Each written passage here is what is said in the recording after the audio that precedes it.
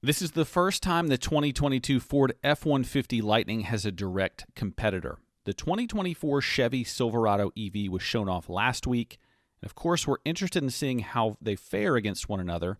With a limited number of trim and engine options for the Chevy in its initial year, we can begin to make some meaningful comparisons and contrasts. There are some areas with which we can look at now that we've seen it. As a result, let's get started. Actually, before we get started, we'd love it if you join our community. Smash that subscribe button, and hey, hit that like button too. All right, back to the story. First, let's look at power and torque. Chevy has more power than Ford, but torque isn't clear-cut. The Silverado EV Work Truck comes standard with 510 horsepower, whereas the RST is capable of up to 664 horsepower. The Lightning also has two motors and four-wheel drive. The short-range design makes 426 horsepower, and in the long-range one, makes 563 horsepower, so it has a lot of power. You get 775 pound-feet of torque no matter what kind of Lightning you have. This is the Silverado EV WT with only 615 pound-feet of torque.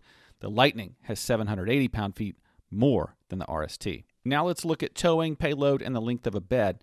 After a few years, both Ford and Chevy are getting better at their cars, with the maximum towing capacity of 10,000 pounds and a payload capacity ranging from 1,800 to 2,000 pounds. The Ford is the clear winner in terms of both towing and payload. The Chevy can tow between 8,000 and 10,000 and carry between 1,200 and 1,300 pounds. Because each truck is different, the numbers are different too. With a bed that's 5 feet 11 inches long, the Chevy comes out on top. The Ford has a bed that's 5 feet 6 inches long. With the optional midgate, Chevy's back seats can be folded flat and the rear glass can be removed, allowing more luggage space within the cabin. Both trucks have a trunk in the front, but Chevy hasn't yet said how much space there is. On the other hand, the Ford has a nose area of 14.1 cubic feet. As a backup power source for your home, Lightning could also be used to charge your appliances. You get 2.4 kilowatts of power from the base model. The Lariat and Platinum models get 9.6 kilowatts of energy, which can run the fridge and lights when your home loses electricity. You can also use up to 11 outlets.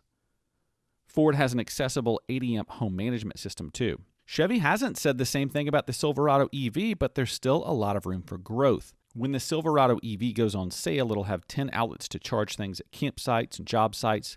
There'll also be a 240-volt outlet in its bed.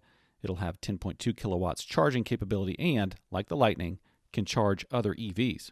Let's look at some other key features. Both trucks would be able to help you drive on the highway without having to touch your hands to the wheel. A system called Blue Cruise is used by Ford cars, while a system called Super Cruise is used by Chevy cars. There will also be a model used while towing a trailer. This one will have automatic lane changes that can be used while towing. The Chevy can also be equipped with four-wheel steering and air suspension. Another option for the Silverado EV is the multi-flex tailgate, which has a built-in step and work surface. The Ford can have a towable shifter and a folding worktop inside. On the top-level Lightning, you can get a fully reclining front seat that's great for taking a nap when you're not behind the wheel. So let's talk pricing now. When it comes to pricing, Ford has a significant advantage, at least right now. It costs $41,669 with the destination charge, not including the federal tax credit of $7,500 that you can get. Ford also has a lot of different trims and battery options, as well as the truck is already being made and will be on the market soon. Regular customers will only get one trim level for the first year of the 2024 model. Many extras make the RST cost $105,000 as a base price. It's called the RST. That doesn't include the charge for getting to your destination, which may not have been set yet either. Another thing, it won't be on sale until late next year. However, if you're willing to wait until the 2025 model year, Chevy will offer many additional trim levels and engine choices. To start, 2025 models will cost $38,900 without a delivery fee.